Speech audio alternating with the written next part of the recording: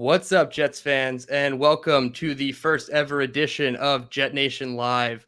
I am your host, Dylan Tereman, and to the box to my right, you will see Glenn Naughton. Long time, me and him have not been on the podcast together. I'm so excited to get back in with him. Glenn, how are we doing tonight? I'm doing great, Dylan. It's great to get back in it with you and start doing some live shows. See how we do. It's been fun. As you know, I've been doing some solo stuff because of work schedules and things, but got sorted through that. And now we're gonna try to kick these off with the season just around the corner and just days away now, and plenty of questions for Jets fans to ponder. Is from Robert Saleh and whether or not he should be allowed to talk about injuries anymore to Dwayne Brown now, as we're hearing, possibly he's missed the last couple practices. We don't know what the situation is on the offensive line. Never a good thing coming into an opener, and lots to go over. I mean, should be a, a a show with plenty of topics, and as we've said, and as fans will hear, we're going to do a little bit of college prospect talk every week. We're not going to go too crazy. We're not going to talk 45 minutes to draft every week, but we'll do 10 or so minutes on players we like and college matchups to watch and just add a little something more to the show and hopefully have a good time doing it. Yeah, I'm super excited. It's like new season, new us, new look here at Jet Nation. So I'm totally fired up to kick it off. Yeah, some of the topics we got tonight. Obviously, we're going to get into the Ravens game. We're going to get into some draft talk. But I think first we need to address this injury situation because everything that we hear coming out of Rob Saleh's mouth seems to be just such a fake statement. Like you can almost not take it for seriousness. And this is multiple times now. I don't know if it's just me or should we start blaming him personally, or is this bad information he's getting from other people? So I just wanted to start with that first and foremost, because I think that's the pressing news. And I just wanted to get your take on the whole situation. Is Saleh just not allowed to talk about injuries anymore, or should we start just completely ignoring anything he says about injuries?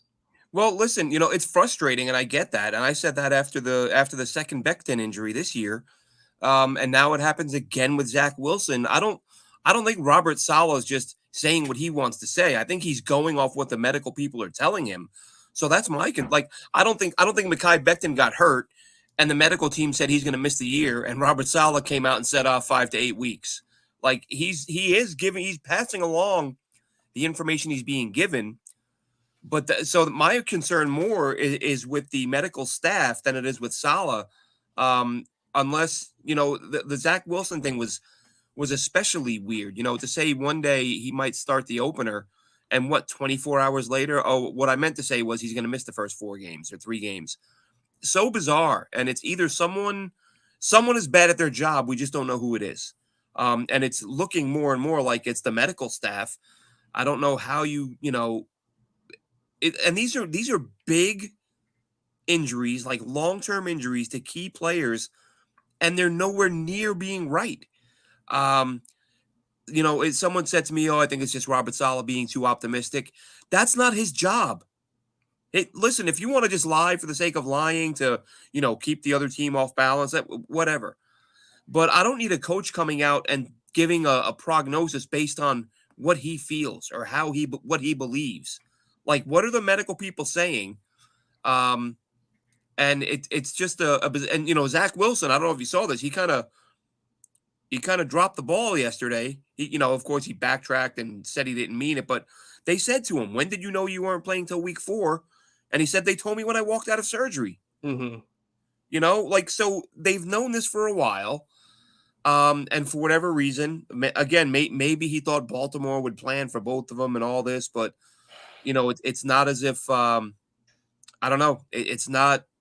You're not exactly going, hiding the fact. It's not like you've got Patrick Mahomes and you're saying he might not play. Right. Like, as much as we support Zach Wilson and want him to do well, he's not a guy at this point anyway who's keeping anyone up at night.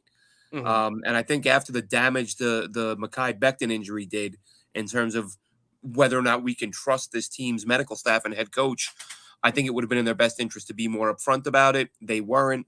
Will it matter on? Listen, win a couple games and everyone will forget about it. But Yep. as of right now, I think Saleh, if it's his optimism, he needs to tone it down. We don't need player prognosis based on emotions and what we hope. Mhm. Just let us know what the docs are saying, or just say nothing. Say, look, I don't know, don't have an answer. He'll play when he plays, and leave it at that. But these forecasts that are just way off the mark, it's discouraging. And if it's not the doctors, like I'd be pretty upset right now if I'm a team doc or someone on the medical staff, and the coach keeps going out giving these timelines that aren't realistic, and it makes it look like the docs don't know what the hell they're doing. Yeah, I'm kind of in the same boat. Like, I don't want to necessarily blame Saleh for being optimistic because, like you said, it is not his job. He is the head coach. He just needs to manage and coach the players. He doesn't need to diagnose and give prognosis on all these players. But this is a relatively new medical staff, as far as I'm concerned. I'm pretty sure they've only been here for a couple years, so that's not a good look. I know we've had medical issues in the past. I was listening to another Jets podcast, and they mentioned Kelechi Osemele and Quincy Enunwa. So that predates Robert Saleh as far as injury weirdnesses go. But it's a recurring theme that I think we need to get over.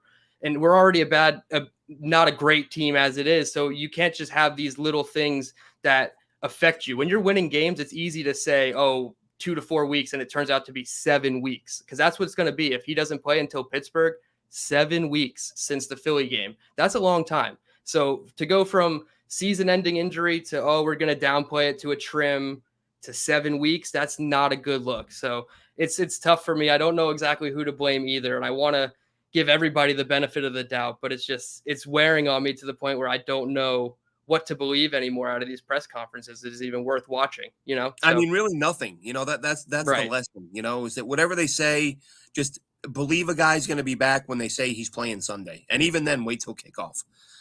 You just don't know when these guys are going to suit up. Whether it's the medical staff screwing up or Robert Saleh screwing up, somebody's gotten it to the point now where the next time they give us a time frame on an injury, people are just going to laugh. Right. Which brings us to Dwayne Brown, which of course we have to cover. What are your thoughts there? I was going to say, getting into more injuries, I think he's the next most important, because I had him in my preview for the Ravens as a matchup that we need to keep an eye on, because we have right and left tackle that we have no idea about. So the fact that he has 2 days now, no practice with a shoulder injury, at first I thought it was rest until I saw it was a shoulder yesterday. And then it came out that it was a shoulder, and then 2 days now in a row, no practice. I'm nervous. I don't want to see Max Mitchell at left tackle, and I certainly don't want to see Conor McDermott at left tackle. I know you tweeted out Fant at left tackle and Mitchell at right tackle, and I'm okay with that. I think Max Mitchell can get you out of a game at right tackle in the second half of the season. I don't know if he can do it in week 1. I feel like he's so green yet that their pass rush in Baltimore is not great. It's probably one of their weak points on their roster, and we'll get into that. But they're veterans. They know how to take advantage of your weaknesses. And as soon as he starts lunging or reaching and getting out of step and he's too far outside, they're just going to take advantage of him. So I don't want to see either McDermott or Mitchell. So I'm praying that Brown is okay and they're just taking it super cautious like they did in Seattle with him. He didn't play full weeks of practice in Seattle much of his career. So to me, I'm just holding out, and I feel like that's the only thing we can be going into week 1 is hopeful. So to me, I'm hopeful. I don't know about you, but that's kind of where I stand. Yeah, I'm hopeful, but a guy missing 2 days right before kickoff is pretty discouraging. So I'm assuming he won't be a go. I can see with the Jets' luck, I can see it being a situation where they play him and whatever's bothering him gets worse, and then he misses 6 weeks instead of a couple of weeks. I mean, that we'll see what happens, but if I'm, looking at this roster up and down, having Max Mitchell start week 1 is far from ideal, but Conor McDermott's not very good.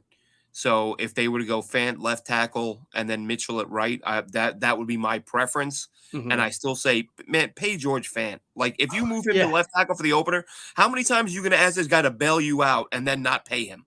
Like, give him the money. Give him what he deserves. Solid player, above average left tackle. He's a solid right tackle, and he can flip-flop either side. There's not a lot of guys that can do that and play at the level he does. Give the man his money. I would imagine the sticking point is Fant's probably looking at it that I'm a starting left tackle caliber player, and that's the money I want. Which I don't blame him. Why wouldn't he? So, but yeah, I think if he's a no-go, then I go Fant on the left side, Mitchell on the right, and it's a weird thing, right? Because for all the praise we give Joe Douglas, and deservedly so, I know I still see people some people just kind of decide from the outset they don't like someone. Someone said to me the other day, he should be gone because of his draft in 2020. It's like, what about the two since then? We're just going to pretend those didn't happen because they don't fit the agenda. Joe Douglas has done a fantastic job in a lot of ways, but then he has this, where he really didn't address the tackle position as aggressively as I thought he should have. And it's almost like, well, I mean, his first years, like Ryan Khalil was a disaster, but I kind of get it. He's an O-line guy. He didn't believe in Jonathan Harrison, who was a solid but not spectacular player, and he wanted a veteran center, but that blew up in his face in a big way. And it's just it seems like a glaring need where you kind of went with Grant Hermans and the rookie Max Mitchell, knowing Becton's injury history. You were lucky to fall into Dwayne Brown, but it probably shouldn't have gotten to that point. And as others have pointed out, Scott Mason, who's a friend of our show, he put out a list of free agent tackles and said, whatever you think of these guys, whether they're too old or too slow or they don't fit the scheme, like the one thing they all have in common is they're all better than Conor McDermott. And for whatever reason, Joe Douglas has this thing for Conor McDermott that he keeps bringing him back. I saw a number on him. He gave up like 8 pressures on 50 pass reps last year. That's atrocious. That's so bad. That is terrible. So it's a little bit scary that he's back on the roster and he might see the field. And that's, Joe Flacco will not have an easy time of it if Conor McDermott's is his starting left tackle. Yeah, it's definitely not a good look for week 1, especially when the whole point of the offseason was to get these offensive linemen together and gelling before the season opener. So not a good look. But elsewhere on the roster, as far as injuries, I know this was a couple days ago, but Vinny Curry was placed on IR. Marcel Harris takes his spot on the active roster. And then we mentioned it before, Conor McDermott was brought to the active roster and they released Bam Knight, but they brought Knight and then Deontay Spencer and a tackle, Eric Smith, back to the practice squad. So those are some roster moves, some injuries. Today at practice, obviously Dwayne Brown, we just mentioned. Conor McDermott was limited with an ankle. George Fant was limited with a knee. DJ Reed was limited with a knee. And Justin Hardy was upgraded to a full with a calf. So another offensive lineman on the injury list on a Thursday. And we only have one more practice, so we'll probably only get one more practice report or injury report out of that. So if Conor McDermott doesn't play full this week, are we going to even say that he can play week 1? Are we down to 3 tackles on the roster? It's really concerning, especially with Fant. I think Fant should be fine. Limited practices for him, I feel like, are more, rest for veteran. But McDermott on the injury report already makes me nervous. So where are we at with tackle if he can't go? So it's not a good look going into week 1 already. So injuries, it's not. I mean, if you have 2 tackles who can't go already, and then one of them gets dinged up in game, I think we'll see AVT slide over to left tackle where he played USC as a senior, and just some shuffling along that O-line. But again, it's as much, like I said, as much as we've praised Joe Douglas, the tackle situation not ideal. Like I said, you kind of lucked into Dwayne Brown, or so we think, or so we hope, if he can go. But not a lot behind him. But at the same time,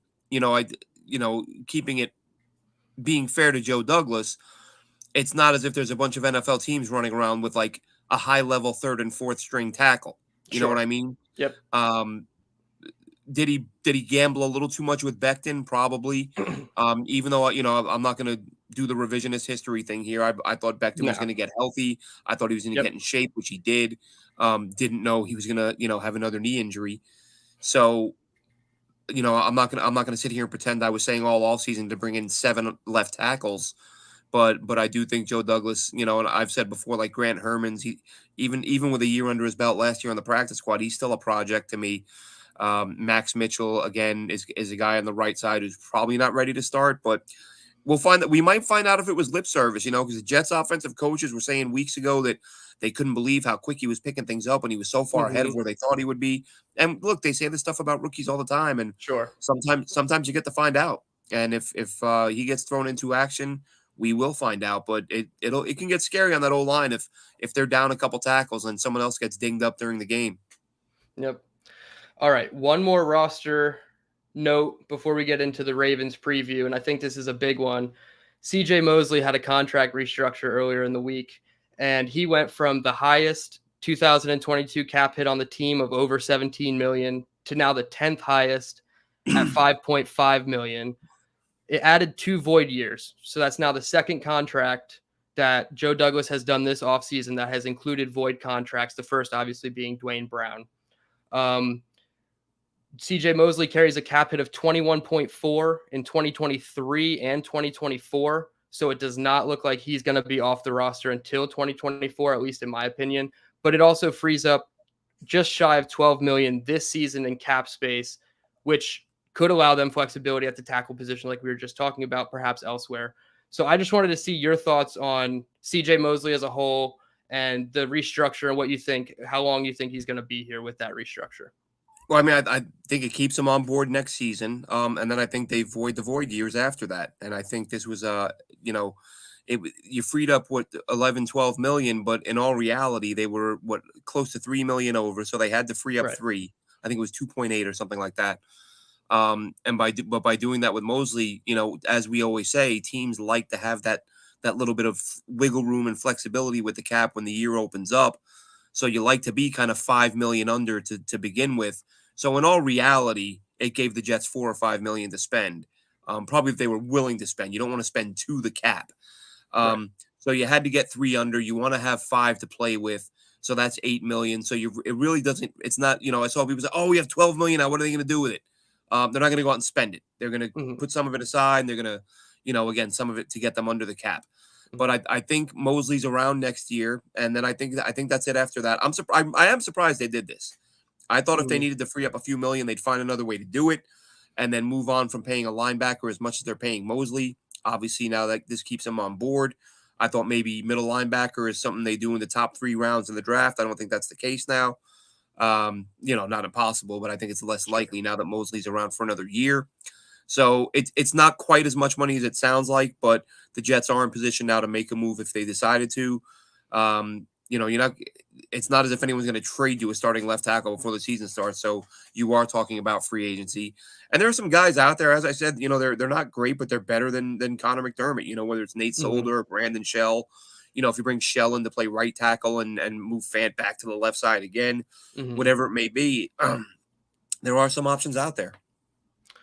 Yeah, to me, I was surprised as well at the void years. This is now 5 total void years between Dwayne Brown and CJ Mosley. I'm not obviously nuanced in all of the contract speak. I just use Spot Rack as my guide. So the void years, it seems like something a team that is very pressed for cap use to help them in a win now situation. I see a lot of teams that are in more win now situations using these void contracts. So I'm very surprised. You don't usually see like the Lions and the Bears of the world try to use void contracts. So I'm very surprised that the Jets are doing this early. And yeah, like you said, the 12 million is not 12 million on the surface. You had to get out of the red, and they're going to want to carry some at least a little bit into next year. I would assume 2 million at the minimum or whatever. So it's not full flexibility, but it gives you some this year. And then from Mosley's perspective, the dead caps are 14.9 in 2023 and 10.4 in 2024. So if they release him after June 1st, I believe they can split that 10 million of 2024 into 2024 and 2025. So they can, play with the dead cap a little bit there. Right. I know that there's ways to minimize the impact of the dead of the exactly. Dead so I kind of agree that 2023 might be his last year, despite what the contract says. So that's a good point there. But yeah, overall, I was just surprised at the Mosley thing, and we knew it was a bad contract. And he's obviously Joe Douglas just has to clean up the mess of Mike Maccagnan one last time. So Right. if this is the last void contract we see, hopefully next offseason we don't have a ton of these. If there's one, okay, maybe. But yeah, I think it's not a good look to start getting into void contracts when you're a 4-win team hoping for more wins in this season. Yeah, it's just basically a tool teams use when they need to spread some money out over more years or to reduce a cap hit, and that's all they were doing here. Again, it did surprise me. I thought, I'd said for a while now that this would be Mosley's last year, unless he went out and had sort of an all-pro season. Right. I thought this might be his last year with the Jets. This keeps him around for at least another year, which is fine. He was, he was a good player last year. And I'm excited to see him against this Ravens offense for the team that he came up through the system with, that he was drafted with, and had so much success. Exactly. And I think with that, we'll move right into it. It's a revenge game for CJ Mosley, and it's the Ravens preview week 1. It's a 1:00 game. Baltimore is favorited in this game by 6.5 points. This is off FanDuel Sportsbook app. 6.5-point underdogs for the Jets, and the over-under is 44.5. It's a 1:00 kickoff. And if anybody's interested, the announcers are Andrew Catalon and James Lofton. I've seen Twitter already ripping James Lofton for not knowing entire teams' rosters on broadcasts. So that's great. We're looking at 81 degrees Fahrenheit, 5 to 10 mile an hour winds, and a 6% chance of rain at MetLife Stadium. So it should be, sunny, balmy conditions in New Jersey for football. And the referee is Craig Rolstad. He's a veteran referee, so at least it's not a new guy. My first thing that I did when I saw we were playing the Ravens was I went to their home openers since 2018. And I mentioned this on Green Bean's Thursday Thick of It last week. I'll go a little bit more into depth this week, but the Ravens in season openers since 2018. So going back, that's one Joe Flacco year where he started in 2018, and then the rest are Lamar. 47-3 in 2018 over the Bills. 59-10 over the Dolphins in 2019. 38-6 over the Browns in 2020. And last year on Monday Night Football, an overtime loss in Las Vegas to the Raiders, 27-33. So in those last 4 openers, they outscored opponents 171-52. Average yards per game were 449.7 to 287.5. And their total touchdowns were 23-6. So not looking great. I looked at the Jets-Ravens history to try to find a little bit more comfort. Not so much. 9-2 against the Ravens historically. And the Ravens... yes, I'm sorry. I was looking at it wrong. Yes, yeah, the Ravens are 9-2. Yeah, the Ravens are 9-2 against us. Yep. Outscoring us 248-156. So that's not terrible. It's not terrible. We've lost 4 of the last 5. Our last win was in 2016. I actually happened to be at that game. Geno Smith hit Quincy Enunwa for like a 79-yard slant route for a touchdown. Absolutely bonkers. And the most that was the game when Geno got hurt, wasn't it? Yes. I was at that one too. They were trailing, and Fitz came in and got the win. Yep. It was a great game. Yep. And then their most recent matchup was in 2019. They lost 42-21. So history has shown that not necessarily in our favor. Baltimore obviously starts hot. That's what I got from that. They're going to start hot. And I think the Jets are not a great team for teams that start hot. They're probably licking their chops just from my perspective. I think that they're possibly even overlooking the Jets, and that might help us. It's going to be September 11th. There's going to be emotions way higher than anybody can expect. So I think the Ravens, they're gonna give us everything they have. We talked about it off air yesterday that they're probably one of the best coached teams all around in the league. So just from hearing those stats alone, I just want to hear your thoughts, and then we'll dig a little bit more into the roster and matchups and stuff. Well, I think the biggest unknown is really, there's an endless list with the Jets because so much of what they're putting out there is going to be new. Both the starting corners are going to be new. Both the starting safeties are going to be new. You're going to have new guys at linebacker. You're going to have new guys on the D line. So that's kind of a two-sided coin. Like the one is that if you read off the teams they beat and that they blew out, a lot of them were just really bad teams. And that's not to say the Ravens aren't very good, but you're talking Browns, you're talking the Bills 4 years ago. They weren't the same team they are now. Dolphins haven't been good for a while, but but by the same token, neither of the Jets. But the Jets are a complete unknown because it's refreshing, and this kind of goes back to what we were saying, that the job Joe Douglas has done. I don't think it would be unrealistic to say that 3 years ago, even 2 years ago, you'd come into the season and think Bryce Huff might be the best pass rusher on this roster, right? Yeah, but now he might be the 6th best pass rusher on the roster. Like, if JJ's healthy, if Clemens is the real deal, I'm expecting a leap from Quinnen Williams this year. A lot of people are. There's a lot of guys. You got Martin, who I I think doesn't get talked about enough. I don't talk about him enough, to be fair. Right. Yeah. So you bring him in. They have a lot of guys now who can pressure the quarterback and hopefully the DBs to make plays off that. Now, that's all what we're hoping. We don't know what these guys are actually going to be. So the Jets are a huge unknown right now. I mean, every team is to start the season, but when you're talking about, we've imported 4 or 5 pass rushers in one offseason, and John Franklin Myers, who I think was better than he gets credit for last year. People say, he quit after he got his contract. You watch him on film, the intensity was still there. He was still getting the hits and the pressures. I don't think people realize sometimes the difference between a pressure and a sack, was literally a millisecond. Right. And you don't get like 20, 30 pressures if you're mailing it in and you've decided not to try anymore. You don't accidentally get 25, 30 pressures. So I think this D line has the ability to be a force. That being said, it's a lot of new talent, but it's the first time they're stepping on the field together and you're playing Lamar Jackson. I mean, you step on the field with this many new guys on either side of the ball, you were going to make mistakes. There will be miscommunications, there will be hiccups. And if you were to say to me, you're going out to play and you've got a brand new defense, 6, 7, 8, 9 new guys who are going to play a ton of snaps, who's the last quarterback you want to play? It's probably Lamar Jackson. 100%. As much as I'm not saying he's the best quarterback in the league. I'm saying he is the one guy that can make you pay dearly quicker than anybody else when you make a mistake. Yeah. So would I expect the Jets to get blown out? I don't expect them to, but hey, who knows? But this is probably the worst matchup you can hope for any team stepping on the field to play, their first full game together. Yeah, you mentioned it. 32nd defense last year, and you said it. Is this the quarterback you want to face? Absolutely not. He'd probably be the last quarterback I'd list of all the quarterbacks that I'd want to face. And it's not just the fact that he's a good passer. Obviously, we know he can run, but he's got enough weapons that he plays to the Jets' weaknesses. Our cornerbacks last year couldn't stop a tight end. Our slot corners, like Michael Carter, was going up against Gesicki. I remember that. And it didn't look good. So that's obviously what we're going to see with Andrews, unless they decide to put a safety on him. Maybe I've heard Tony Adams could be that guy. So it does not look good on the surface. And like you said, yes, this could be a worst case scenario for the last place defense. Let's move into some key matchups.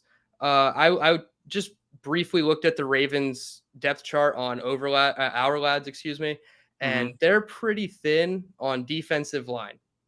So their only names on the defensive edge positions or anybody that will rush the quarterback from the outside are Calais Campbell, Brent Urban, Odafe Owe, who was a rookie last year, and Justin Houston, who's a veteran. So that's only 4 names of edge rushers. And we talked about tackle just earlier. So my key matchup was going to be Dwayne Brown, George Fant versus these edge rushers, because I thought it was going to be an advantageous matchup now that Brown's out for 2 days of practice and it's not looking great for the game. I don't think the Ravens have anybody they're going to upgrade onto the defensive line. So it's looking like that's going to be their edge group. So maybe they can still take advantage, but you got to hope that Dwayne Brown gives them some chance if he plays to actually stop this pass rush and take advantage. So that was the first matchup that I had. My second matchup, I flipped over to the Jets defense. I had Sauce Gardner and DJ Reed versus Rashad Bateman and Devin Duvernay. Obviously, we don't know what Gardner is. He wasn't targeted one time in 24 reps in the preseason in coverage. So obviously you like to see that, but at the same time, you want to see the rookie get tested. Going up against Rashad Bateman, that's a good test. I think he's going to be able to win more often than not. So it's a good starting test for Sauce. It's not going to be overwhelming out the gates. And then you look on the other side, DJ Reed versus Devin Duvernay. For everything that we've heard about DJ Reed from the coaching staff, you would expect this guy to be a stellar, lock solid cornerback 1. We haven't seen him in the preseason, so he's a big question mark. He was back at practice yesterday. He played again today in practice, so trending in the right direction. And it's another one that I think they can take advantage of. We know we've been all over Twitter. You can see the Ravens wide receiver core is getting dragged by Jets Twitter. I think you should group the pass catchers totally into that group and probably not make fun of them, but that's neither here nor there. So I think the cornerbacks specifically have an advantageous matchup in this one to really get it like go after the wide receivers, shut them out mostly completely, and make Lamar rely on his running backs and tight ends. So those were my two matchups. I'm not sure what your matchups are, but I felt pretty confident that the Jets could win in these position groups. Yeah, I think to me the two biggest ones are Quinnen Williams going against Tyler Linderbaum. I Ooh, remember okay. years ago, I remember Nick Mangold. Obviously in this situation, the Jets player is the offensive player, but I think it kind of rings true with a lot of veterans. When somebody asked Nick Mangold, which player did you like to face most? Like when did you look at the schedule, or when did you feel like I know I'm going to have a good day against this guy? Mhm. And Nick Mangold's answer was any rookie. Like if I was playing a rookie, I knew that I knew things he didn't know, and I could take advantage of that. Quinnen Williams isn't exactly a 9 or 10 year vet, but he's got a couple years under his belt. And Tyler Linderbaum, this highly touted guy, um, as I said a little while ago, I'm expecting a big year from Quinnen Williams. If he comes out and gets dominated by a rookie, that'd be a terrible look, no matter how highly touted he is. But I think Quinnen Williams is going to win that matchup, and that's going to be good. That's going to play a big role in getting Lamar off of his spot, which isn't always a good thing, though, right? We don't want him running. Right. But if he does, the guy that we talked about off the air earlier this week, Quan Alexander, I don't think there's another linebacker on this team that really has enough speed to keep up with him. And I think if any backer has a chance to make some plays against Lamar Jackson, it's Quan Alexander. So to me, it's Quinnen Williams against Tyler Linderbaum in the middle, and then Quan Alexander. Just if I'm the Jets, I would imagine he's going to spend a lot of time spying inside when Lamar under center, because you got to have somebody who can get to him. I don't see Mosley being that guy. I don't know how many three linebacker sets we'll see. We've talked in the past about how the defenses around the league, is so much of it is nickel and dime sub packages that you don't see a lot of 4-3 and a lot of true 3-4 and 4-3 Right. looks. So maybe you go nickel and maybe you have a corner, spying him. But I think if any linebacker does, it's going to be Quan Alexander. And I think he's going to take a lot of snaps from Quincy Williams. Quincy is fun to watch. The big hits are great, but the mistakes, they hurt you. And he doesn't do the good things consistently enough. Where I think Quan Alexander is a veteran who's just more reliable to do the right thing, sort of be in the right place. And I think he'll see a lot more reps. So those are the two big ones that I'll be looking at.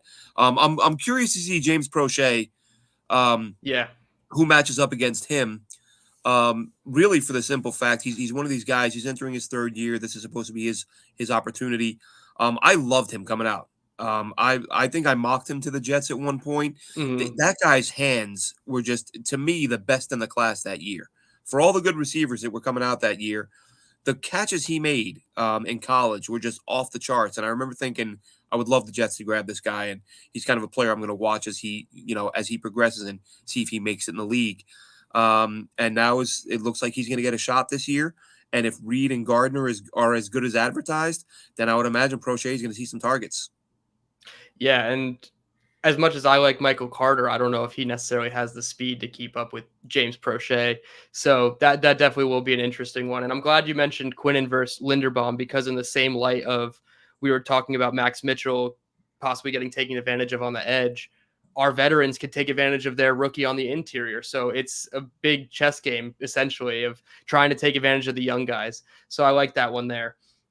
Um, let's do the roster battle and compare strength of roster.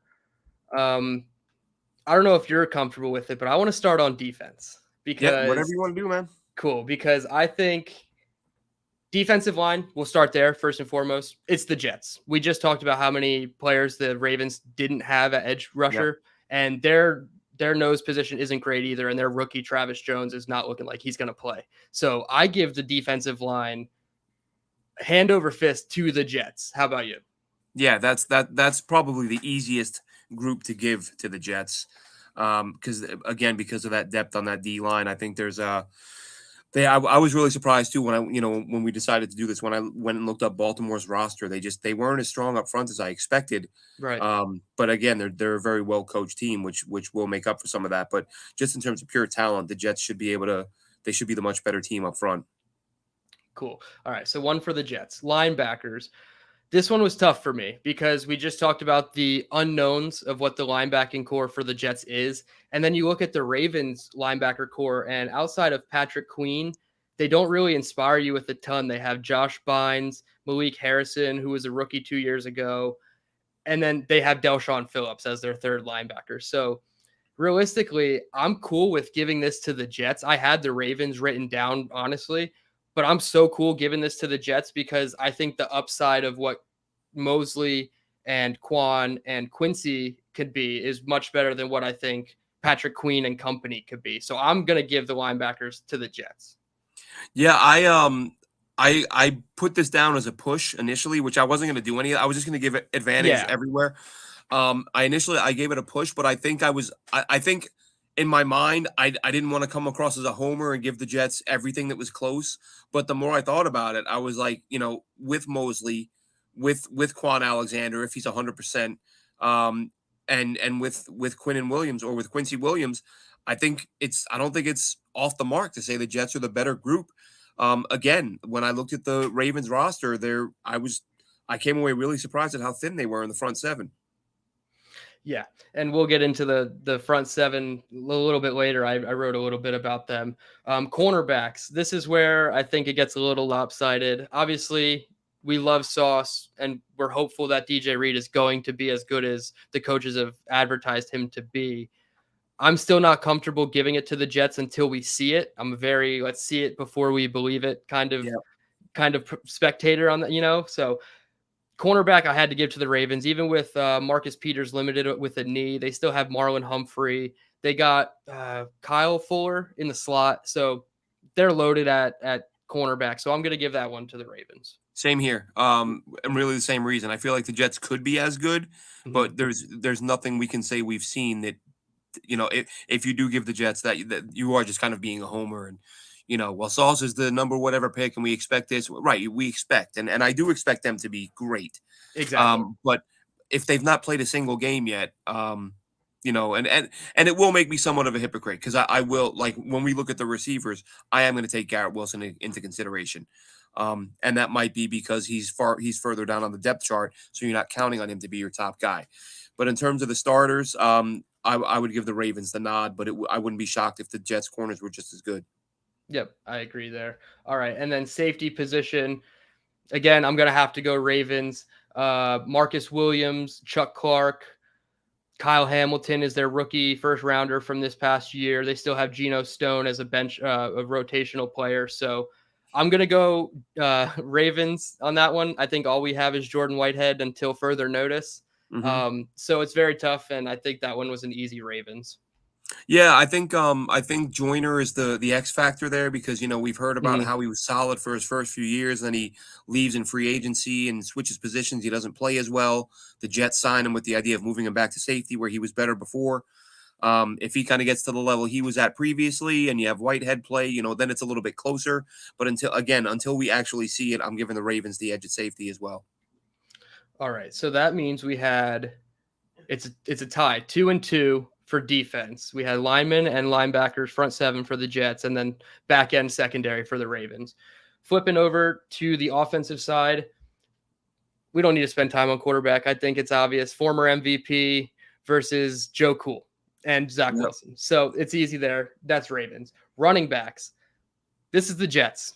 To me, this is entirely the Jets. The Ravens are a huge question mark at running back right now. Even with Dobbins, if he's don't healthy, know who's playing, don't know how much they're playing. Yep. There's so many questions. Exactly. And I don't know if you listened to Lamar's press conference. He kind of slipped a little bit and said something about we'll see him in a few weeks about J.K. Dobbins. So I was like, oh, and they started Yeah, getting retweeted out. And I didn't hear the presser, but I saw someone tweet that Lamar. Someone tweeted about him saying that. Yeah, yeah, so I mean, even if they don't have Dobbins in week 1, I still would have taken him if he was healthy. So I would have taken the Jets regardless. So I think the talent of Michael Carter and Breece Hall, and I haven't listened to LaFleur's presser yet, but he said Michael Carter is the heartbeat of this offense. I saw that tweet and I was like, yep, that's confirmation. I'm not a huge fantasy guy, but I thought Michael Carter was being totally undervalued in fantasy, and Breece Hall was like a 3rd round pick or something like that. So I was like, that's really. got to change. It's not going to be that way in the beginning, at least. So cool. 1 for the Jets, 1 for the Ravens. Wide receivers.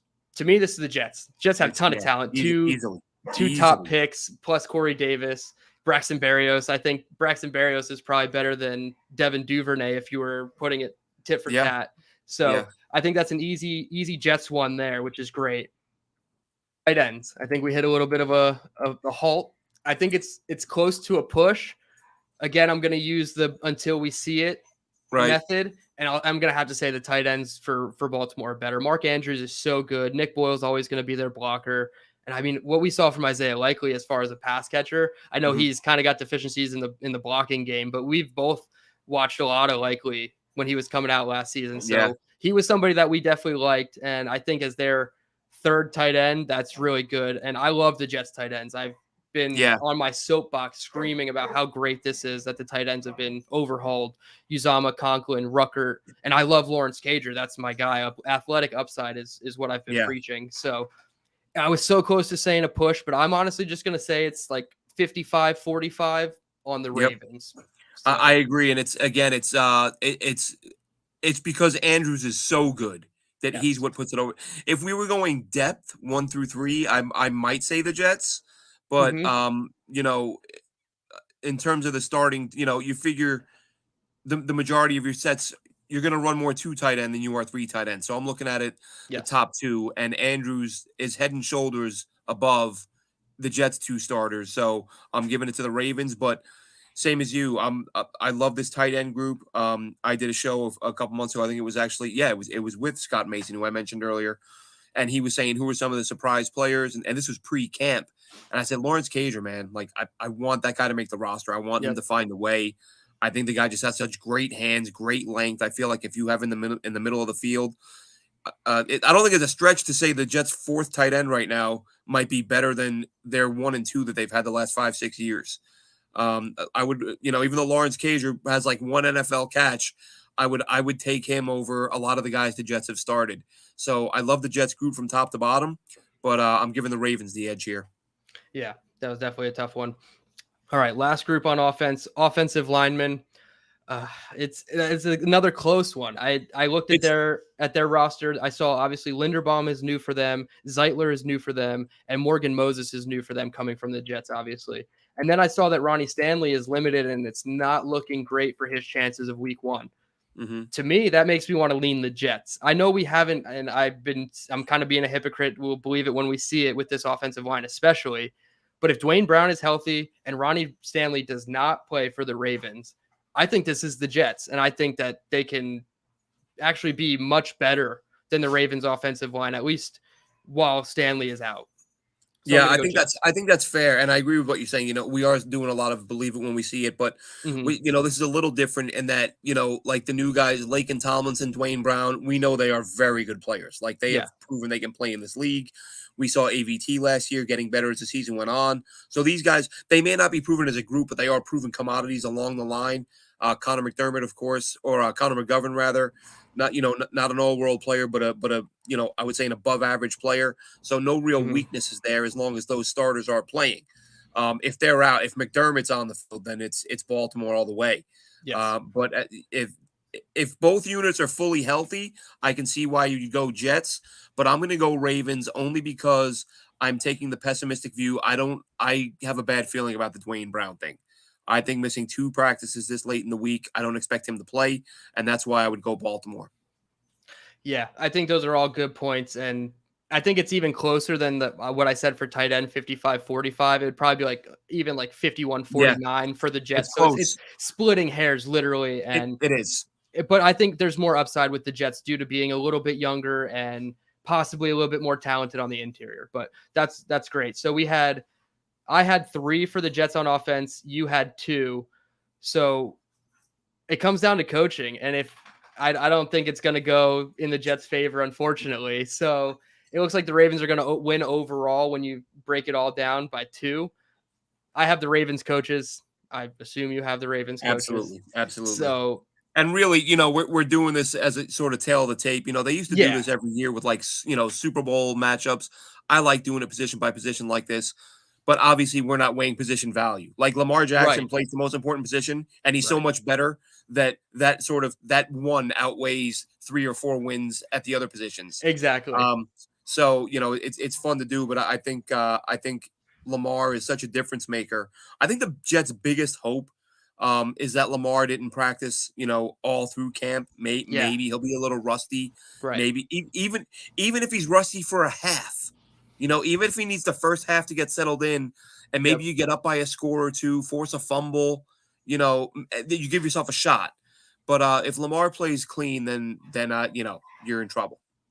Yeah. And like you said, it all positional value not included in this Yeah, exercise. yeah, I thought the Jets ended up a lot closer than I like. It just looked like when you mentioned it to me, I was like, oh no, this is gonna look so bad on the pod. And right. I dug into it and I was like, no, the Jets have good talent on this roster. So I'm not gonna, and it's not lopsided in any way. Sure, yes, when you get into the positional value, it could be a little skewed because of Lamar and everybody else like that. But I think the Jets roster is pretty on par for a bad team trying to get a lot better. So this is, like we said, it's not a great start as far as quarterback choice and offensive scheme choice, but on paper, this roster is not as bad as people have seen it to be in the past. Let's just put it Yeah. that way.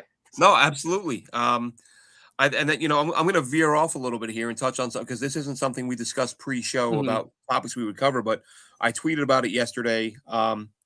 And to me, the answer seems blatantly obvious, and a few people said that to me. I had a few people. Why are you even asking this question? It's so obvious. Not to everyone. I mean, 30% is far from a majority, but that's a big chunk of Jets fans. 30% of fans said that if the Jets don't take a step forward this year, Joe Douglas needs to go and not Robert Saleh. Um, I wholly disagree with that. I think at this point, I don't know anyone. Like, yes, you do have fans who don't follow that closely, and they don't know what's going on. You have fans who just hate one guy or another for whatever reason.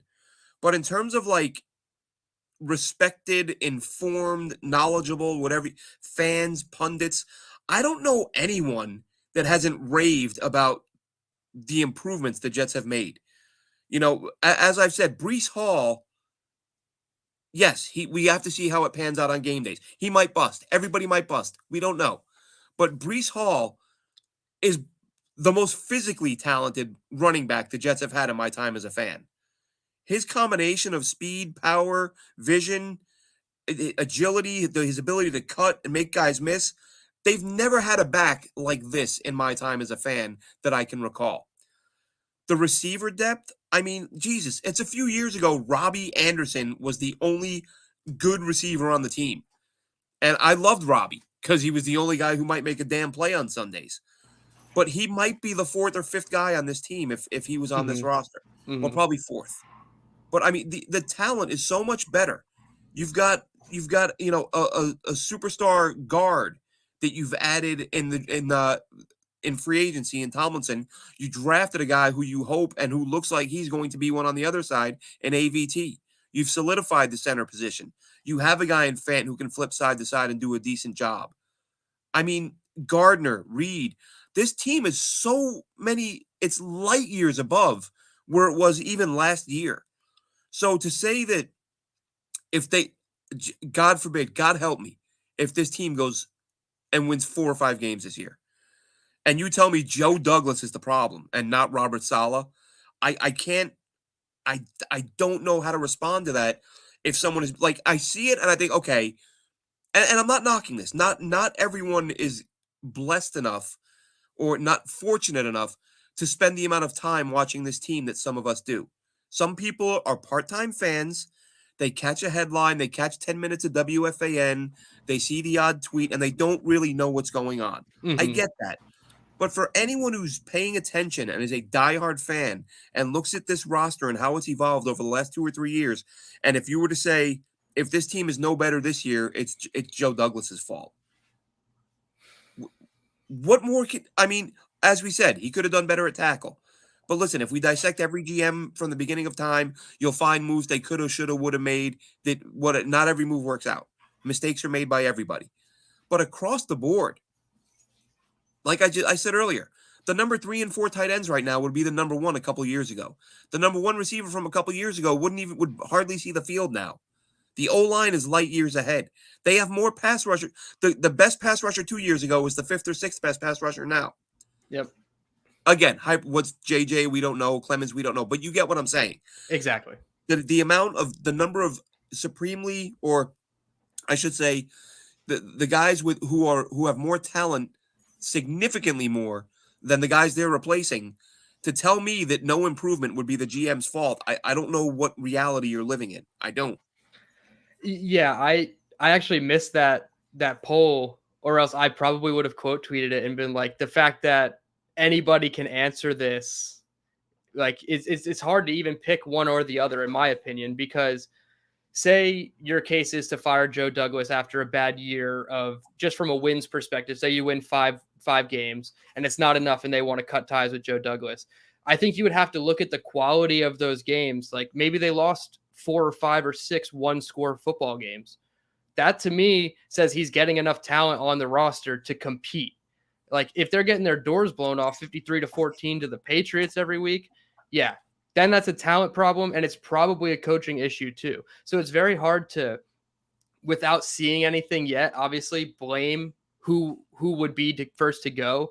I think naturally the fans as a whole would think Joe Douglas needs to go just based off how long he's been here and he's had more time to fix it. But in my opinion, I think he's done such a good job of gelling with the coaching staff and finding players that fit their scheme. And I think he did the same thing with Adam Gase, don't get me wrong. I just think it was a poor coaching from there. Like Douglas got him what he needed or what he thought he needed, and he couldn't put the pieces together. Obviously, we haven't seen Saleh put the pieces together. I think he still can. And I think the defensive line being 6-7 deep, like you just mentioned, is going to help. But it's so hard for me to definitively say one person is to blame. So even if we have a bad season, like 4-win season, I still have to say I'm not going to fire anybody until I know the full details of everything. Right. Yeah, of course. And I say that all the time. You know what? When I hear people say if this team wins, and it's interesting because it applies to teams who are in the Jet situation, and it's sort of it's not a good thing, but they were, and I may have done a whole episode on this a couple months ago. They were so bad last year that they could be a lot better this year and still not win that many more games. Right. Like, but that's a bad thing. Like last year, you got outscored by 500,000 points. Well, if this year you go 5-12, but you only got outscored by 47 points, it's like, look at the strides we took. Right. Which there is an argument to be made for that. But I think there are, like looking at the schedule, and yes, things can change. Guys get hurt. I get it. But looking at the schedule, in my mind, there are enough teams that the Jets have more talent than that they should be able to win. You know, they should be able to win. I think the over-under is like 5.5 in Vegas right now. Yeah, it's and I think that's relatively low. Yeah. I think this team's got to win a minimum of 7 or 8 games. Mm-hmm. And if they go out and win 4 or 5, I don't see how.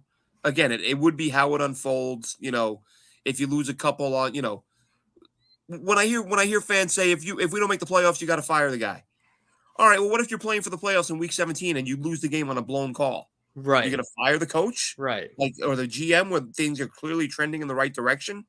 So anyway, we'll end it there. I don't want to go too far off track. Right, yeah. And sure, I don't want to talk about a bad season already. Of course, But the thought just crossed my mind, and I think I'd probably, because a lot of the criticism we were seeing of Saleh for his handling of the injuries, and I just thought this guy's not doing himself any favors, and if they don't win some games in a hurry, you know, if they start out they start out 1-5, 1-6, I can see it. the fans are not gonna be, they're not gonna be happy. So anyway, we can move right along. Sure, not a problem. Next topic we have is positions that we're most and least excited for.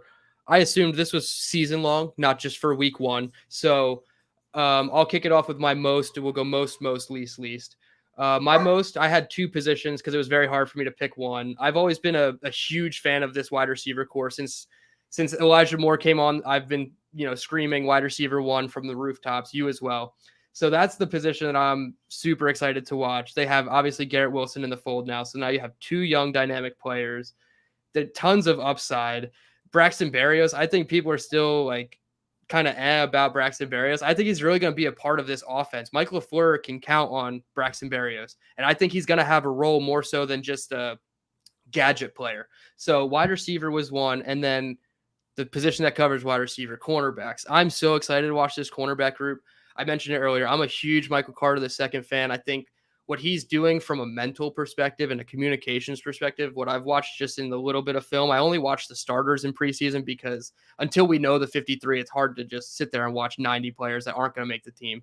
But Michael Carter II was passing off routes to Sauce and I believe it was Bryce Hall on the other side for that game. And he looked like a veteran. He's a second-year player, but he looked like a veteran. And then we heard the story about Saleh telling the story about Michael Carter taking his helmet, putting his helmet on and running onto the sideline or into the game just to coach up young guys because coaches couldn't be on the field. So just little things like that. Michael Carter gets me amped up. Obviously, Sauce and DJ get me amped up. So corner, I think tons of upside as well as wide receiver. So those are my two positions. What do you got for your most excited? Most excited, the wide receivers, as you said, a lot of it because of the depth. And really, I think Berrios is interesting because I think you're not wrong in what you're saying, but this is a nice problem to have. They have enough talent on offense now that it's like there's only so many passes to go around, and both your running backs are going to catch some of them. You got three tight ends, you got two running backs who can catch the ball, and you got 4 or 5 receivers you want to see. Like there's only so many footballs to go around. But I think what'll help Berrios, I think he probably was the quickest to build a rapport with Zach last year. Yes. And I think we saw that carry on through the season. So I think the rapport they have will help. But it's going to be interesting. I mean, nice problem to have, right? Oh man, we could see the Jets' 3rd and 4th receivers put up better numbers than their 1s and 2s have in recent years. So it could be a lot of fun. Of course, this is all best case scenario. So I'm really looking forward to the receivers, and I'm really looking forward to the edge guys. Like I said, so much depth there. Are they finally going to be able to pose a threat and get to the quarterback, or at least rattle some QBs, which, I mean, let's face it, it does. You got to give the defensive guys some credit. And I'm not saying that the Jets guys have been that good because they haven't. But you look at the league even 10, 12 years ago, you might have faced a good running quarterback 3 or 4 times a year. Now it's 12 or 13 times a year. Yeah. Like the guy's ability to escape and make plays with their legs. It's surprising to me when you see guys like TJ Watt who get 17, 18 sacks, because you're not playing, this isn't the Dan Marino days. Well, Marino had the quick release, so he didn't get sacked a lot, but it's not the days of like these plotting, pocket guys. You think like Vinny Testaverde, like you love Vinny, but Jesus, if he ran for 2 yards, it was hilarious. Yeah. Defenses don't have that opportunity anymore, or they rarely have that opportunity. So it is a lot tougher to get to the quarterback than it used to be, but I think this group is going to be fun to watch. Yeah, for sure. The edge group, I think they were the one that I had to leave off just to fit in too. But I don't know if you listened to it. I didn't listen to it, but Rich Cimini's Flight Deck podcast mentioned something about a Corey Davis trade, that there are teams interested in Corey Davis if the emergence of Mims actually does come to fruition. So thought that was interesting. And while we're on wide receivers, I wanted to mention that. My least excited position, and this is so hard because we are such a new team and everything is so fresh and new that we don't know what any of it is. Right. I just had to pick linebacker. It's a boring position. I know it's a huge position for this defense. It's an important one. And I think Mosley's going to be strong. I don't think he's going to be 168 tackles or whatever he had last year strong. But if he's a 125 plus tackle and then you add in Quan, it's good, but like it's still not. How much of the needle does it move if Quan gets hurt, because then we're Right. right back to where we were. And Quincy Williams with his boneheaded mistakes, as much as we love him and his personality, it's so hard to watch a 3rd and long turn into a 1st and 10, and then they score a touchdown 2 plays later. So not ideal there. Obviously it's hard to pick a least when you're so excited, but that's just the one I had to put in there. Yeah, I would say not to pick on any one guy, but the safety spot, because I think we're going to Okay. see a fair bit of Ashton Davis. And Joyner, to me, he's such a huge question mark. I don't know how to feel about, like I said, he's, supposedly played all right a few years ago. Then he had some down years, and then the Jets were hoping he'd bounce back, and then he misses last season. So I don't know what to expect. So now Whitehead, on the other hand, I'm very excited to see. But as a group, like, to me, Ashton Davis has a lot to prove, and he hasn't been the player they hoped he would. And Joyner is a guy who, is coming back from an injury and was first coming off of some bad football and then missed a year due to injury. So I'm kind of looking at it with, like, obviously hoping for the best, but there's that part of me that I could see that position being a bit of a problem. Yeah. I think that was definitely one that, we've been saying it all off season separately on our own podcast and Twitters, that safety is not a position that we feel too great about outside of Whitehead. So I definitely would agree there. Moving on, I think this is going to be an interesting one throughout the season, a little topic that we do, and that's picking winners with or without the spread. We're only going to choose 3 I'm assuming outside of the Jets game, because we will pick it by default. So I used FanDuel Sportsbook here, the app in New Jersey. I'm not sure if lines change state to state, but in New Jersey, my first game that I picked was Green Bay -2 over the Vikings. I think Green Bay is just outmatching Minnesota on many facets. And you obviously have the 2-time MVP in Rodgers. So Green Bay -2. And then I picked somewhat of a easier one with San Francisco -6.5 over Chicago. I think even with all the unknowns of Trey Lance, this offense and this coaching staff are way more experienced than the Bears, who have a rookie head coach and GM, or second year rookie head coach and GM. So obviously just old, like, veteran versus rookie the entire makeup of their teams just speaks to the 49ers. And I think they can win by a touchdown. And then the last matchup is NFC South matchup, New Orleans Saints -5.5 over the Atlanta Falcons.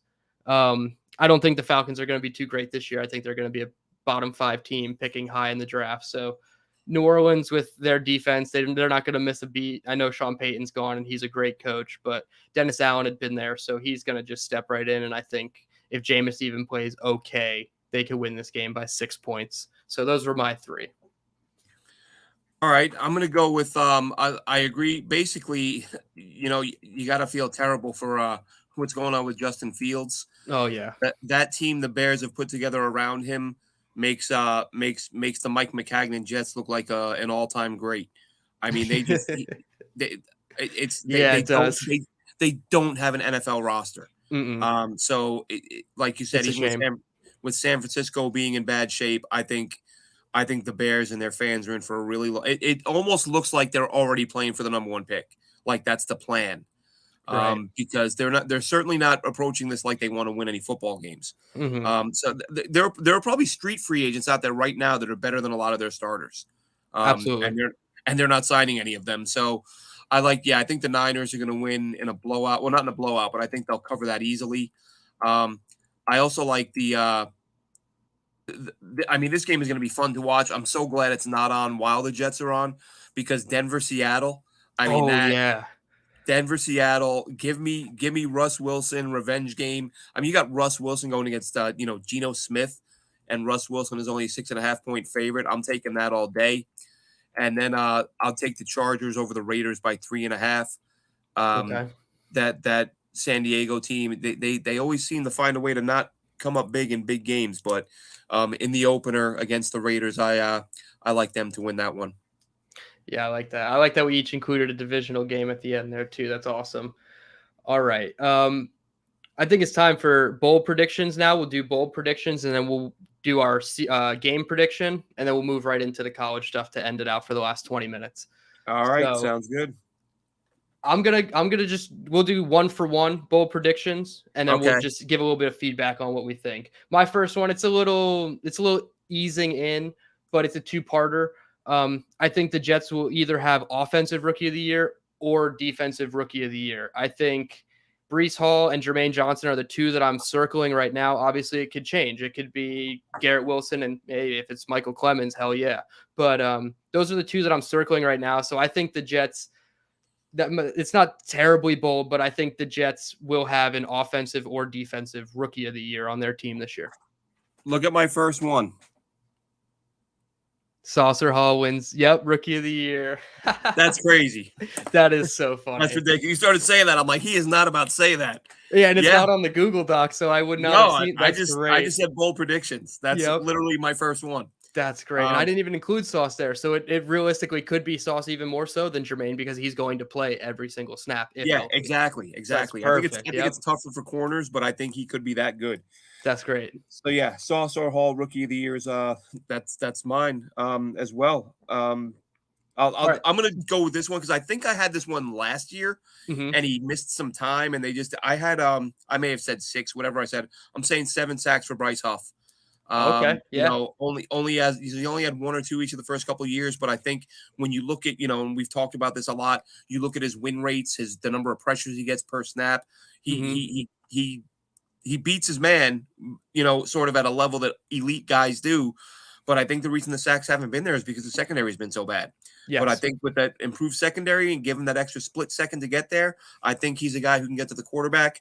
That final preseason game, even as I'm watching it, he's in late in the game and it's like pressure after pressure. And I just see the quarterback running from Huff the whole time. And it turns out, I think PFF, somebody said he had like 9 pressures or something like that. Yeah, I was going to say it was close to double digits. Yep, 9 or 10. Yeah. Yep. So, great game. So 7 sacks for Huff is my other one, which, again, it's not earth-shattering, but when you're talking about a guy who's only ever had 1 or 2, 7's a pretty big number. Yeah, for sure. And that's actually really funny because my second bold prediction is this defense will have 2 players to have 8 or more sacks. So my thinking was probably Quinnen Williams, John Franklin Myers, and Carl Lawson were my top 3, not in any specific order, but a combination of an edge guy and an interior guy. I don't think both 8+ sack guys will be on the exterior. I think one will have to come from the middle. But yeah, I think with everything we've seen from the defensive line, I know it was the Giants' backups in week 3 of the preseason, but they looked explosive. From wire to wire, they were so much more physical than the offensive linemen for the Giants. So I don't care if it's backups or starters. You should want to be physical, and you don't want to get outmanned, essentially. And that's what they did. So if that's just a harbinger of what we're going to see in the regular season, I'm so excited. I think 8 sacks for 2 players is totally sustainable in this defense. Yeah, I think 10 really is, wouldn't surprise me at all. Yep. I mean, funny as it sounds, how many times have we mentioned pass rushers in this show? And I haven't mentioned Carl Lawson once. Exactly. That was the first time I did too. Yeah. Yeah. It's like there's, again, it's all potential and hope and all that, but you forget about him because he missed all of last year. But geez, I don't know if you watched him, if you go back and watch that, might have been the second snap of the game, was a pass play for the Giants. And to be fair, their left tackle was an inexperienced guy. I don't even remember his name. He's not a regular starter, but it was the first pass rush. When that game started, I was like, I want to see Carl Lawson on his first pass rush. He blew that dude in the backfield. Yeah. That was a 315, 320-pound man, and that dude went flying. It got me amped up. He is, Carl Lawson is ready to roll. Oh, yeah. So, I completely forgot about him. Like this, I'm telling you what, man, the talent's there. Exactly. I think the Jets have been so bad for so long that we're not only cynical, but we're almost scared to say it. Because you don't want to say it and see them win 3 games and you feel like a damn moron. Of course, but of course. This team, man. If they don't win games, it's not due to lack of talent, in my opinion. Like exactly. It's so hard.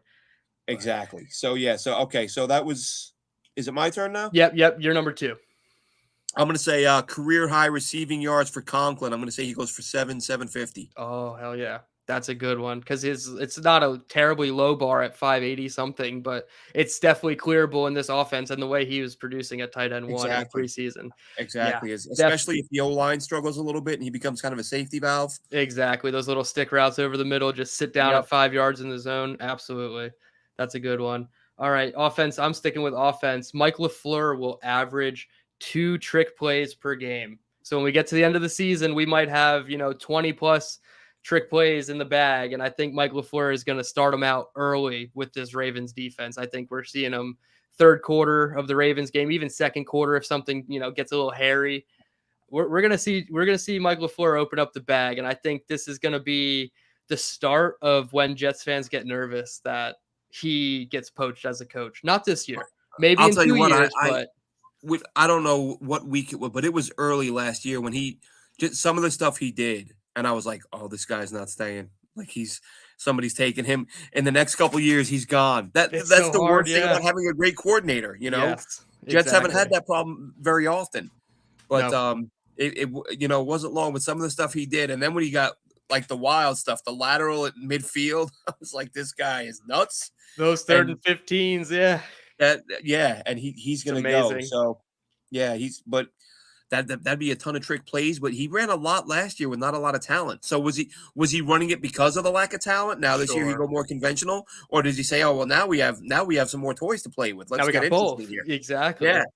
So and Brad Smith, man, I'm not Brad Smith, Jeff Smith, because both former college quarterbacks who play receiver. Yes. Yes. That's what I was going to say. We haven't seen Brad Smith. We haven't seen Jeff Smith throw a pass for them yet, but I think he'll get involved in a little bit of Hmm. trickery.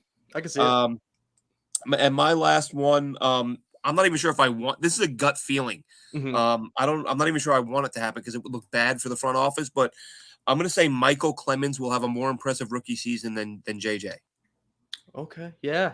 I mean, it's totally realistic. I mean, JJ, he's gonna be targeted more on offense. They're gonna look to block him more until somebody like Michael Exactly. Clemens steps up and says, "Oh shit, now we gotta focus on this guy over here." Right. So I completely agree that he could get off at least to a hotter start. Maybe Right. his finish is similar, but if Michael Clemens does what he did in the preseason, absolutely, he's Yep. gonna be talked about and praised way more than Jermaine Johnson would. So I Yep. could totally see that. I like that one. This Yep. one, it's a 3-parter. It all has to do with wins, so that makes me really nervous. Joe Douglas will get his first September win. I don't think he's won one. The last September win the Jets had is Darnold in Detroit. We're gonna get our first division win under Joe Douglas. Haven't had one of those Oh, in how 3 low is this years. bar? Yes, exactly. And then the last part is 3 and The 3 in bus is the going to be on time. yeah, right. I said 3 and 3 in the division, and I think that's the bold part of it. Obviously, Joe Flacco doesn't inspire wins in September, but if he can get one, I think that's definitely feasible. The first division win, come on now, like this is a joke. If we can't compete in our own division, that's the easiest way to the playoffs. You win your division. I'm not asking you to win it. I'm just asking you to go 500. Beat Just somebody. Yeah. sweep one team and beat another team once. We know we're not going to beat the Bills unless they play their third strings in week 17. I don't even think that's our opponent. So it doesn't matter. It's the Dolphins and the Patriots. So 3 and 3 that's my bold for the season. Yeah, well, yeah, considering the way things have gone for them, that is because again, It's 0 and bold. 6, and it's 0 and 6 the last couple of years. That's atrocious. That It's can't so happen in the bad. division. And the thing with the Dolphins, like I don't think Tua is that good, but they do have. He's accurate, and they have these Yes. guys that can make plays with the ball in their hands. If you scheme them open, he's going to hit them, and you better be ready in the secondary, or Miami's going to put up some points. 100%. 100%. All right. Now is the time we're going to give our Ravens Jets predictions.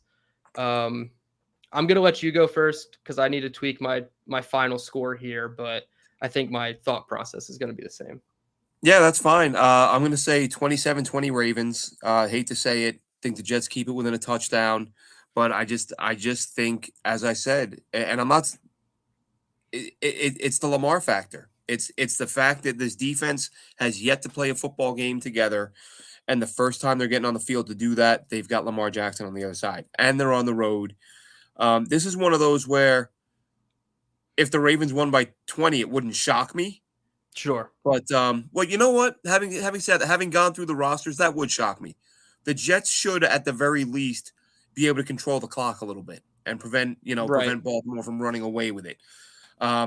If the Jets can't run the ball against a thin front like this, then they might be in some trouble. But listen, I think you have to come out throwing it early, because I think Baltimore is going to say Joe Flacco's 100 years old, and until he makes some throws to prove that he can beat us, we're just going to stack the box and shut down Hall and Carter. And if Joe hits on a couple throws, we'll back off. But until he does, 7 and 8 man boxes, and you're not going to have anywhere to run. Yeah, I totally agree. 20-point a blowout in favor of the Ravens would definitely shock me. I think that would definitely be depressing, knowing that it is September 11th in MetLife. Everybody's from the national anthem and the flyover, everybody's going to have chills. That emotion is going to be so high. So yeah, blowout would definitely be a surprise for me. I'll go with my score first. Similar to yours, I have the Jets covering the 6.5 at 28-21. I think we will score enough points. And just going back to the whole stadium atmosphere, I think if the Jets fans show up and they are rocking early in MetLife and the Jets match that energy and start fast, we could surprise the Ravens team that hasn't seen their starters play in the preseason. Lamar Jackson only played a couple practices, I believe. I don't even know if he was in full practices. So he's very limited in what he has done throughout the entire offseason in terms of structured through the team. Obviously, he's done workouts with his teammates. So if the Jets come out and punch them in the mouth early, why not keep it close? Go into halftime and it's not 20-0. For once, let's show up early. I think the fans will definitely help with that. But it's going to be a difficult one. Like we started at the top. This is a team that's been there. They've done that. This is a consistent team, best coached all around, in my opinion, even though they have a new DC. John Harbaugh is top 3, in my opinion, maybe top 5 in some people's opinions, but top 3 in mine. He's a consistent coach. We got our GM from their tree, essentially. He came from the Eagles, but he was with the Ravens. This is a team you model your team to be like. So a loss doesn't surprise me. I just want to keep it close. Please, let's just keep it close and start the season off. If we lose by 1 score, I think that's a win. Moral victories, nobody counts those, but 28-21 is my final. And I think that it can be that close, if not closer, if they start fast for once. Yeah, and I think I screwed up when I was giving I said on the road, but they're not. Of course, they are. It is at MetLife. Yes, but listen, with part of this is, to be honest, is just not wanting to be a homer. But course. Like I said, we say all the time, man. If you win, if you win in the trenches, you got a shot to win every week. Yep. And this is a game. If again, Dwayne Brown kind of becomes the X factor. If he's healthy, the Jets should absolutely win in the trenches. 100%. Then it's going to come down to, like I said, can Joe Flacco beat stacked boxes?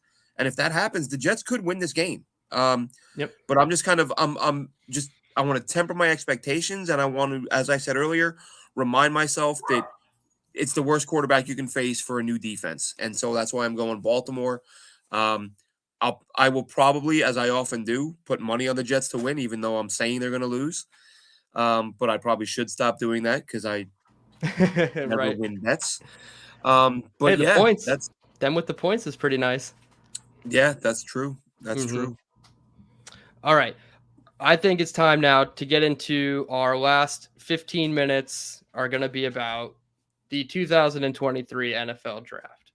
Anybody that expected Glenn and I to sit here for 90 minutes and only talk about current football and not the draft, I'm sorry.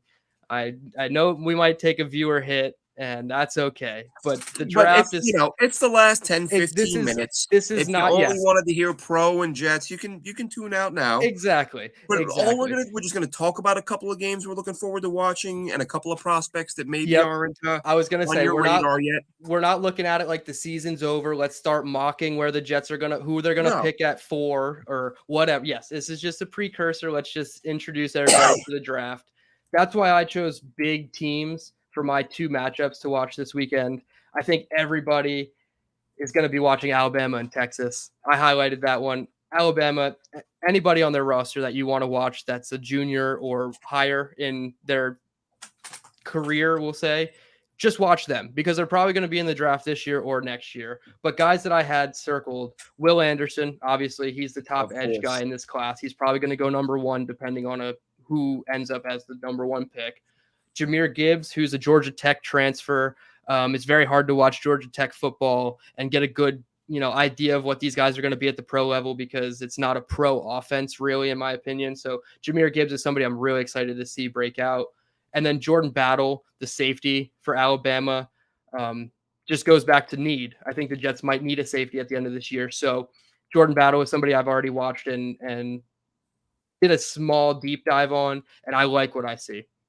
Now, Texas, they have two guys, Bijan Robinson, their running back, who's another top prospect, probably going to be, the mold Top breaker. back. Yeah, the mold breaker as far as like don't draft a running back high. Like could be as high as like another Saquon, maybe not as high as 2, but Zeke Elliott at 4 could be somewhere in that range. And then DeMarvion Overshone. This is somebody who's kind of an iffy prospect, but he's a safety converted linebacker. They kind of play him in a weird role, but it was fun watching him. He's a big player. So he's another guy that I'm keeping an eye on. I'm not sure if he's going to declare this year or not, but all signs point to him declaring. So that was my first game.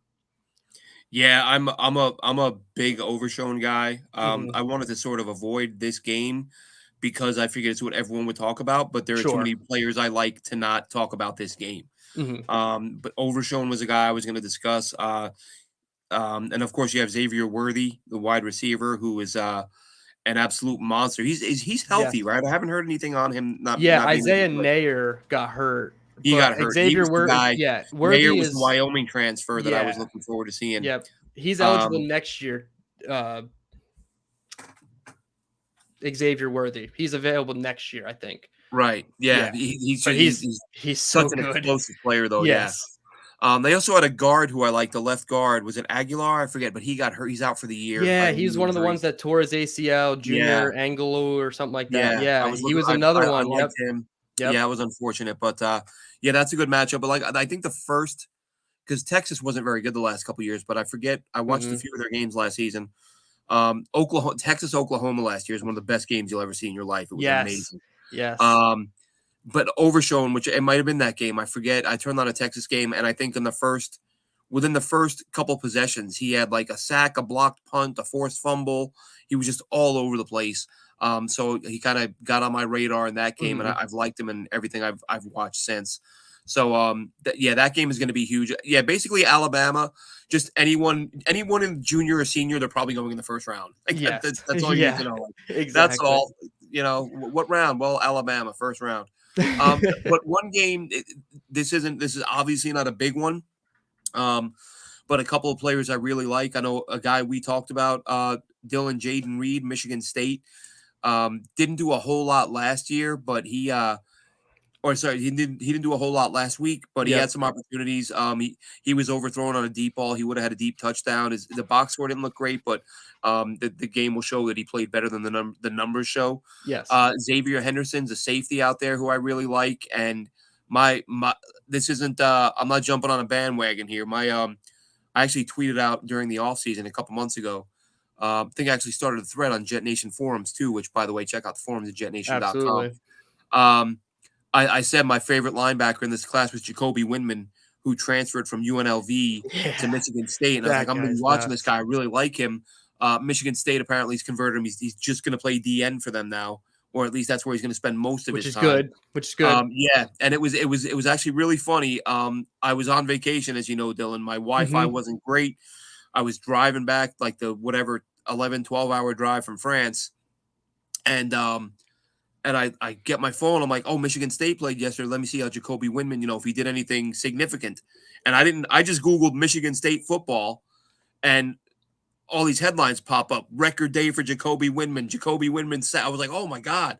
He had 4 sacks. I go back and watch the game. Some of them were effort sacks with good, coverage sacks where he didn't blow past the lineman. But he had 3 or 4 other plays where we talk about game of inches. He very easily could have had 7 or 8 sacks in that game. Oh, and totally. I know it was against Western Michigan. I don't care. No. 4 sacks against any collegiate team is impressive. So Jacoby Windman is a guy I'm going to be watching all year. Like I said, he was my favorite player or my favorite linebacker in this class coming into the season. Nice to see him start off the year on a high note like that. And the other game I want to watch Wisconsin. I just feel like Wisconsin every year, and part of it is because there are so many questions on the Jets O line. Mhm. Wisconsin always seems to have quality NFL O line prospects. Right. So I think that they're always a good team to watch if that's what you're looking for. And I know they have a center in Tippmann, who's a lot of people are high on. Jack Nelson isn't kind of getting all that much attention, but a lot of Mhm. these guys, they can climb draft boards. But when I'm looking for O line, I like to watch Wisconsin and Michigan State. Again, they're playing Akron, so they're not playing a powerhouse. Yeah. But I still Jacoby Windman's a guy that I want to try to catch all of his games this year because he's such an impressive player to me. Yeah, it's funny. I just pulled up my database to see what Wisconsin offensive lineman I had, and I haven't even done like the full offensive line overview yet.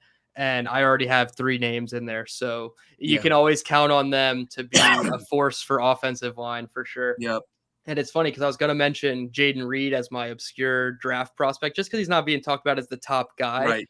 But I mean, I watched him last week, like you were just saying, against Western Michigan, and it wasn't great. He was also doing special teams return. He got hurt, and then he came back a little bit. But yeah, he had that missed touchdown, and he's going to be special. I have him, on my pretty high up on my watch list of not tier 1 wide receivers, but that could sneak into tier 1. So that was awesome that you mentioned that. My second game, I'll just quickly, another big time game, SEC, Kentucky, Florida. It's a quarterback matchup. Obviously, the Jets shouldn't be looking at quarterbacks in 2023, but Anthony Richardson for Florida came in to this season with like 60 pass attempts in his career, and he was already mocked in the first round. So it was somebody that I had to watch. I'm not a huge Florida guy, but I had to watch knowing that there's somebody that polarizing that could be. I had to keep my eyes on that game this past weekend. I'm blanking on who they just beat. Utah. They beat Utah. They ruined my parlay. Right. So Anthony Richardson's their quarterback. Will Levis is the Kentucky quarterback. Yeah. He's also been mocked in the first round, kind of eased up a little bit. I'm not sure exactly what he did last week. Maybe people's opinions are a little overblown after 1 week, but I'm not seeing his name. But I'm not seeing his name buzzing around as much, but big quarterback matchup there. But then Florida has 2 defensive guys that I wanted to mention. Gervin Dexter, a defensive tackle, and Ventrell Miller. I believe Ventrell Miller is like a 4 or 5 year player at this point. I feel like I've heard his name so much. I've heard his name so many times, but I think this is actually going to be the year where he's eligible. So those are 2 guys on their defense that I'm looking for. But like you said, there's a lot of, Akron versus Michigan State that I didn't want to highlight because I need 2 teams with good prospects to really boom with players to watch. Yeah, absolutely. And like I said, I picked Michigan State because had we done this show last week, it would have been Michigan State because I forget. I want to say it was like Utah State or somebody, not Utah State. Who was it? Maybe it was. Who did Alabama open against this year? Utah State. That's what I thought because when I saw the logo, that was the game I was actually watching Utah State UNLV to get a look at one of Utah State's receivers. And man, Jacoby Windman, I think he had 17 tackles. I was like, this dude is a monster. Yep. And then I watch him against Iowa State, and I see him get to run stuff at the goal line against Breece Hall, and he's just making plays against everybody. So I was like, this is my top guy. Like I'm watching him this year. So he would have been my guy last week to watch. And I would have looked like I knew what the hell I was talking about. Yeah, right. But he's really going to be, for me personally, he's a guy I'm going to watch every week. I might even give you a Jacoby Windman update every week. But that's fine. I'll do the Jaden Reed one. We'll be offensive defense. There you go. So hey, green that's and white, awesome. right? Yeah, right. Yeah. So all right, yeah, I think it's almost time for kickoff there, Dylan. Oh yeah, I almost forgot there's a game tonight. I can't believe we've made it. It's been so long, and we're here. Regular season 2022. Yeah, I guess we'll wrap it here. I want to thank everybody for tuning in. I saw we had some good viewers. We were up to 12 viewers there at one point, which is great for our first episode, I think, with very limited advertisement to say. And I'm really excited for this year. I think what we got cooking at Jet Nation, I know you're still going to do some solo stuff. I'm still going to do some solo stuff, but coming on every week and giving a 90-minute live, we'll do some mailbag eventually and stuff like that. I think it's going to be great. This is going to be awesome. So I guess until next week, you can follow me on Twitter at Tereman. Follow Glenn at AceFan23. Follow our guy Green Bean on YouTube, Green Bean Jets Fan, and on Twitter, at Bean the Jets Fan. Until next time, go Jets.